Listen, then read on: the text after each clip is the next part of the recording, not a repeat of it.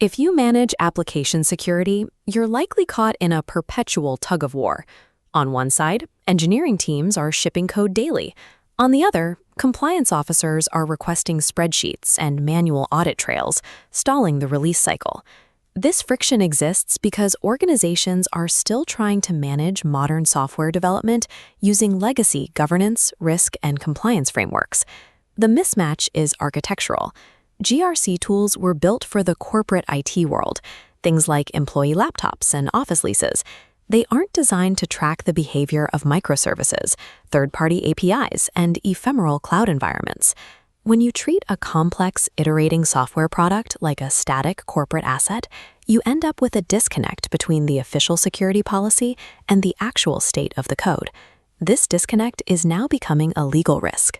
New regulations, most notably the EU Cyber Resilience Act, are moving from general oversight to strict product-level enforcement.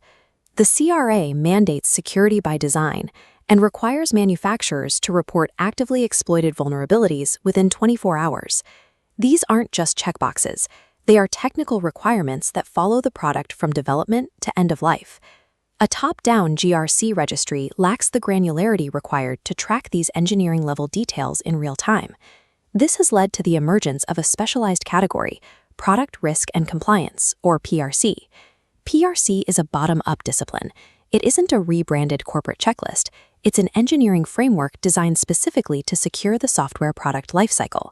The first pillar of PRC is threat modeling, which addresses risks that automated scanners often miss. Automated scanners are effective at finding implementation errors, like a broken line of code. However, they cannot identify structural flaws in how different parts of an application interact. Threat modeling maps data flows across trust boundaries, catching architectural vulnerabilities before code is written. This proactive analysis satisfies security by design requirements, providing the audit trail regulators need to prove security was in the original blueprint. This moves security from a reactive process of patching bugs to a proactive process of building resilient architecture. The second pillar is supply chain risk management, which focuses on everything you didn't write yourself. Most modern software is a composite of open-source dependencies and third-party libraries. In many cases, these external components make up the majority of the codebase. PRC uses software bills of materials, or SBOMs, to track these components. If a specific library is compromised, the SBOM tells you instantly which products are affected and where the vulnerability is located. Since external dependencies are often the primary entry point for attackers, continuous SBOM tracking is a requirement for maintaining a secure product lifecycle. The third pillar is process maturity management. This provides a way to measure how effective your security activities actually are. This is where the OWASP Software Assurance Maturity Model, or SAMM, comes in. It is the industry standard for evaluating a software security strategy.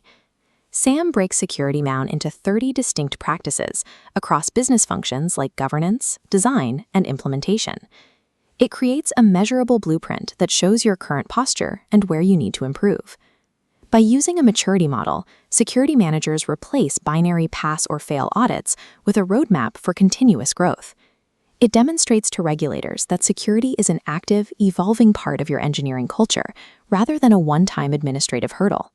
This brings us to the ultimate goal of PRC, resolving the conflict between developers and compliance through cross-mapping.